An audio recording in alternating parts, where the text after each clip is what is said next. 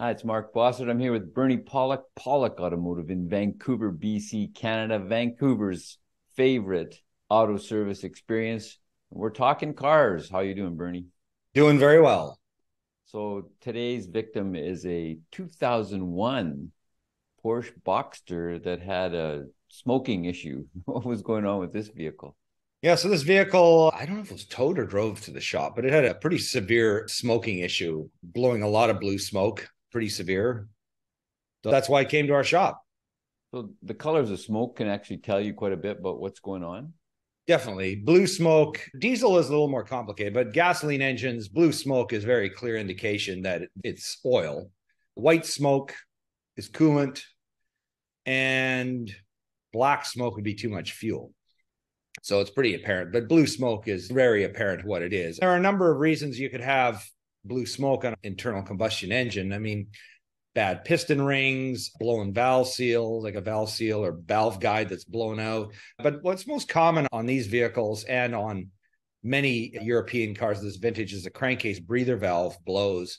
And what this does, the crankcase is sealed, but it has to breathe, otherwise the pressure would just blow all the gaskets out. So there's a breathing mechanism which basically sucks air into the intake manifold, and it'll just keep the pressure normalized. But there are valves, it's a crankcase vent valve. If the valve blows, it can force oil into the intake system, and that'll cause the engine to blow smoke. We determined pretty quickly that this valve had failed. But the interesting thing is we weren't actually able to run the engine because when we went to crank the engine over, it had actually hydraulically locked up. There's so much oil that had gone from the crankcase breather through the intake system that it actually locked the engine. So as a piston moves up in an internal combustion engine, it compresses air, but it won't compress fluids. So if you have a coolant leak or you got water somehow or coolant gets in the cylinder or oil, excessive oil, it's the first time I've ever seen a hydraulic lockup from too much oil, but the piston won't move beyond a certain point. So very bad thing. If your engine's running and it happens, or you crank it over, you can bend a connecting rod or something like that. So it's pretty severe. So any ideas about how that amount of oil got into the engine? Well, basically, the crankcase breather had probably been bad for an exceptionally long time, and the oil had just slowly accumulated and worked its way up in through the intake system, and it just pumped a massive amount of oil into the intake system, and that the intake system is where the air gets sucked into the engine. So that's basically what happened. It just basically filled the actual engine cylinders full of oil, not the crankcase where it's supposed to be. Even more than one cylinder was full? Yeah, so it turned out there was four of them actually. When it was being worked on, Ed, who's working on it, first thing pulled the six spark plugs out and manually rotated the engine. And he said four of them sprayed oil out. So it was pretty Not bad. not good, not good at No, all. not good at all. Not good at all. So what kind of repairs did you proceed with from there? Well, first thing we did was we removed the crankcase breather, verified it was bad, removed the spark plugs, and then we needed to do some major cleaning on the vehicle, clean out the oil where we could. So we removed as much of the intake as we could. Didn't remove the entire intake manifold, but there's rubber boots and sections of the intake we were able to remove to get in there and clean out the oil. We removed the exhaust system completely because it was full of oil. So this problem had not, started just the day it came in. It'd been going on for quite some time. The exhaust system was just loaded full of oil, the catalytic converters. So we cleaned all of them. We basically sprayed cleaners in them. We ran it through our parts washing machine, cleaned it out, blew it out. Same with the mufflers, cleaned everything out as much as we could. Pretty time consuming. Let's have a look at some pictures here. At the end of the day, we ended up replacing the crankcase vent valve, the spark plugs, and all the oxygen sensors. It's kind of the full repair. So there's our Boxster, still looking good after more than 20 years now. That's the crankcase vent valve right there. So this is the piece. It's very common failure in these vehicles. And usually the time to replace is when you start the engine up and there's a puff of blue smoke comes out in the morning. That's usually an indication this part's bad. There can be other reasons, but this is the first thing to replace, and it's not incredibly expensive as far as engine replacement parts. Another view of the valve here. So some of this attaches into the engine and some of it attaches to the intake system. There are various little ports and pieces, and there's usually a rubber diaphragm valve in this area where I'm sort of rotating my mouse pointer.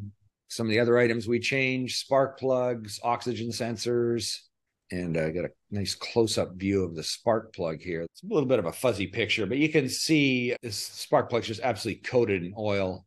So we replaced those parts. I mean, could we have cleaned them and may have worked, but while you have it out, why not just change it? And there's, I think this is one of the rear catalytic converters. You can see a lot of oil just in this exhaust pipe area here. So these are parts of the intake system that we removed and cleaned. Now I got a video. So this is the smoking that happened after. So this is after repair and now getting it ready to run. So that's still residual oil left in the exhaust system, even after cleaning it.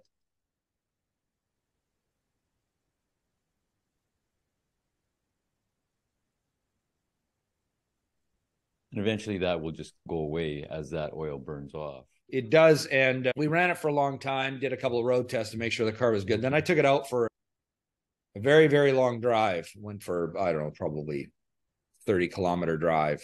And it's interesting. So, after a while you drive it, you don't see any smoke, and you pull over at a stoplight, and then you can smell smoke and a little bit's burning. It's the kind of thing, whenever you have a problem like this, the good thing about the Boxster, and any Porsche for that matter, is it's got a very short exhaust system. It's pretty much right there. Everything's like compact. So there's not much to burn out. But if you have a sort of more conventional vehicle with an engine in the front, and then, the 10 or 12 feet of exhaust pipes going to the back of the vehicle, it can take a long time to burn that oil out, because a lot of it, especially in the mufflers, is still cold for a long time. And you may actually have a vehicle repaired and fixed, and then notice you go for a drive up a long highway grade, and there's smoke coming out, and that's because the engine's getting hot in a way that it hasn't for a long time. So if you ever had anything like that happen, like a massive coolant leak, like a cylinder head gasket blown, or anything that's got a lot of oil or coolant into the exhaust, it can cause that kind of issue down the road. So this car would have been smoking probably similar as that video we saw for quite a while. Absolutely. Yeah, I'd say it was probably driven a little too long. Normally when these crankcase vent valves blow, they start going and you start the engine up and there's a big, huge cloud of smoke. And at that point, people are going, well, I think I need to fix this. And so I don't know. It's possible that it may have failed catastrophically really quickly, but that seems kind of unusual. I think it's something that would have accumulated over a little while. There probably would have been some earlier signs. But then sometimes you think, hey, it's only does a little puff when it started. It's cold. It's no big deal. But I would suspect it was probably bad for a while. So if the owner wanted to save himself some money, he would have done that repair the first time or very quickly after he saw that puff of smoke upon starting. Yeah, exactly. That would have prevented all the, removing the exhaust system and the intake system and cleaning everything out, and spark plugs and oxygen sensors and things like that. So yeah, it would have saved a lot of money. It's a good thing to do right off the bat. It's not an uncommon repair on these engines. It's a pretty common failure piece. So this is an older vehicle for sure. So how are these 2001 Boxsters or Boxsters in general for reliability? Yeah, they're good. Pretty good cars. I mean, these have an IMS bearing, which we know about the failure. If you know anything about Porsches, the failure of the IMS bearing can be extremely catastrophic. And it generally gives you no warning. Usually by the time it's making noise and warning you or develops a big oil leak, it's too late. So it needs to be replaced as a maintenance item. It's not a cheap job, but it's way cheaper than waiting till it fails when your whole engine is completely damaged. So that's probably the biggest thing on these engines. Other than that, it's a pretty reliable car. And the nice thing about Boxsters, especially these older ones, you can buy them for a pretty low price. So you can have a nice fun little Porsche sports car. This one's a convertible. You can bomb around in it. And it's not an insanely expensive car. So pretty good. If you're looking for service for your Porsche in Vancouver, the guys to see are Pawlik Automotive. You can reach them on their website, pawlikautomotive.com, or you can call to book an appointment, 604-327-7112. You can book either place, calling or on the website, but you have to book ahead. They're always busy. Thanks so much for watching and listening. We appreciate it. Thanks, Bernie. Thank you, Mark. Thanks for watching.